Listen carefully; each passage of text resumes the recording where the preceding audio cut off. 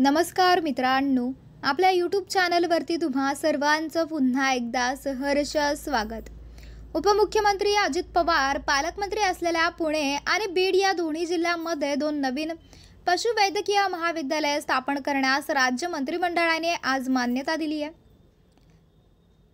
मागील जानेवारी महिन्यात बारामती येथे आयोजित कृषिक 2025 प्रदर्शनात उपमुख्यमंत्री अजित पवार यांनी पुण्यात बारामती आणि बीड जिल्ह्यात परळी येथे नवीन कृषी महाविद्यालय स्थापन करण्याची घोषणा केली होती। त्यानंतर महिन्याभरातच सर्व प्रक्रिया पूर्ण होऊन त्या प्रस्तावांना आज मंत्रिमंडळ बैठकीत मान्यता देण्यात आली। यामुळे उपमुख्यमंत्री अजित पवार यांचे प्रशासकीय कौशल्य आणि कामांचा झपाटा पुन्हा एकदा अनुभवायला मिळाला। महाराष्ट्र शेतीप्रधान राज्य असून शेतीच्या बरोबरीने पशुधनाचा विकासही महत्त्वाचा आहे।